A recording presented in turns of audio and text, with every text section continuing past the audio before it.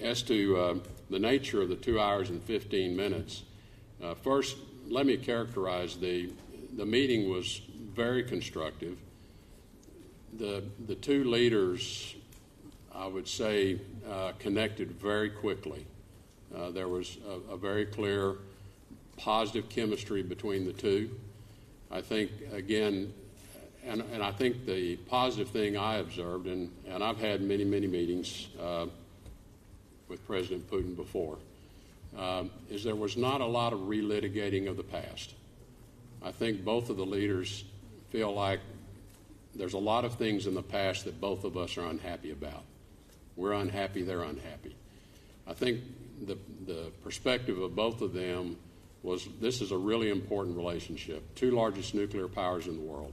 It's a really important relationship. How do we start making this work? How do we live with one another? How do we work with one another? We simply have to find a way to go forward. And I think that was expressed over and over, multiple times, I think by both presidents, this strong desire. It is a very complicated relationship today because there are so many issues on the table.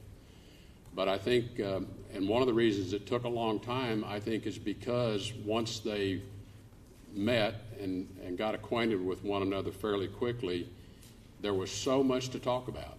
All these issues, just about everything got touched on to one degree or another. And I think there was just such a level of engagement and exchange, neither one of them wanted to stop. Several times I had to remind the president, people were sticking their heads in the door, and I think they sent in the First Lady at one point to see if she could get us out of there, and that didn't work either. But yes, it's true. But it was, well, we went another hour after she came in to see us, so clearly she failed. But I think, you know, what I would describe to you, the 2 hours and 15 minutes, it was an extraordinarily important meeting.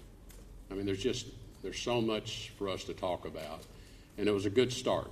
Now, I would tell you, we spent a very lengthy period on Syria with a great amount of detail exchanged on the agreement we had concluded today that was announced, but also where we go, and trying to get much greater clarity around how we see this playing out and how Russia sees it playing out.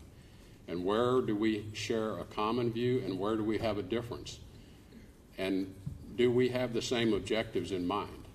And I would tell you that by and large, our objectives are exactly the same. How we get there, we each have a view, but there's a lot more commonality to that than there are differences. So we want to build on the commonality, and we spend a lot of time talking about next steps. And then where there's differences, we have more work to get together and understand maybe they've got the right approach and we've got the wrong approach. So there was a substantial amount of time spent on Syria, just because we've had so much activity going on with it.